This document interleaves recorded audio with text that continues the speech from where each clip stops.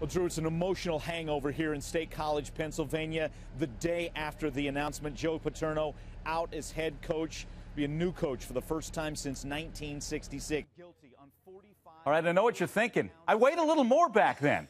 I want to tell you my story because I'm sure a lot of you can relate how the pounds can kind of inch up on you. At that time, that's about 2011, almost, 3 years ago now, I almost weighed 200 pounds. So I'm going to tell you how I got to that place and how Mark helped me get to a new place. It's Get It Back in Gear Monday, and believe me, I needed to get it back in gear as I almost weighed 200 pounds.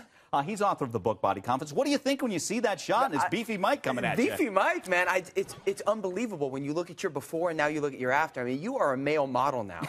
And well, you look great then. You're just super lean now. You're the Mike the Machine. Well, here's what happened. I think a lot of people can relate to this. My wife and I, we had two great sons. Next thing you know, number one, I was eating with Cheryl, so every late-night bagel, if she wasn't going to finish it, I did. So there was about 10 pounds there. I like to work out some, but I was eating, so I thought, I'm going to work out and I'm going to eat a lot. I'm just going to be a big guy. There's 10 more pounds, so I'm naturally about 165. Instead, after a workout and a lot of food, there you see me on the couch, weighing about 185. And then you see the Jerry Sandusky story. I put on, in a month's time, another 10 pounds because it was this intense story. Do some work, go eat some soup and bread.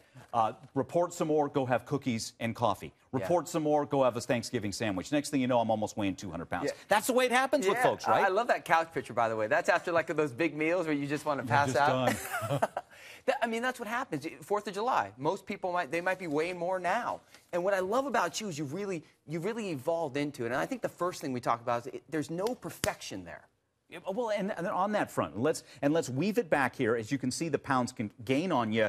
A lot of people probably hit the scales on Monday after a 4th of July weekend and go, wow, I put on, say, 5 pounds because I ate hot dogs and apple pie all weekend. What do you do with that? Well, first thing is people think that, like I said, there's no perfection. People think they have to be either on or off. So they're on plan, then they have a big 4th of July, they feel like a failure, and they get discouraged. So you have to just understand, just like you've done over these past 3 years, when you fall off plan, you just got to get right back on. You cannot be perfect. Enjoy it, get right back on. Yeah, and if you're going to indulge a little bit over the 4th of July, go for it, right? Go for it.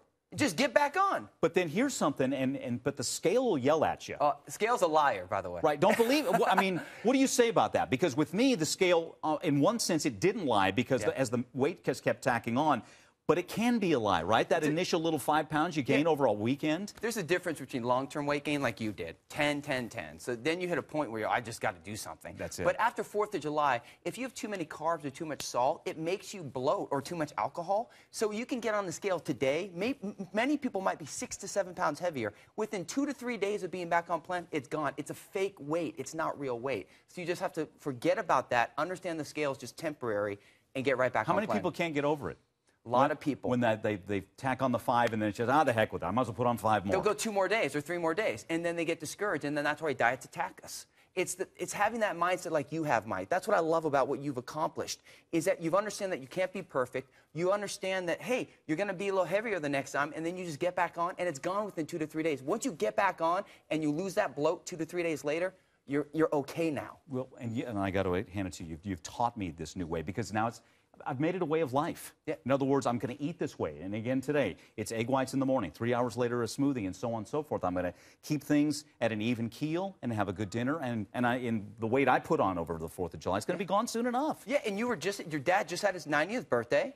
I know that you ate off plan a little bit. You got right back on. You still look great. Cheryl, your wife, she's rocking the plan. Your kids you've made this part of who you are. So that old beefy Mike, that's no longer here because you've done that. And that's what people have to understand. 4th of July are just mini moments. And if you combine enough of those mini moments together, get right back on and enjoy that journey, you permanently reprogram your body and make it a way of life. Let's wrap up with this. There you see the numbers as I'm snoozing on the couch. Waist 34, weight 199. Now, waist down to a 31. I'm 163 and the smile to prove it. Look at that You're smile. the man. You are, man. You're the Fits man. me out. Thanks for getting me here. He's the guru, Mark Macdonald. Every Monday, we get it back in gear with Mark as we live a new way of life. How about that?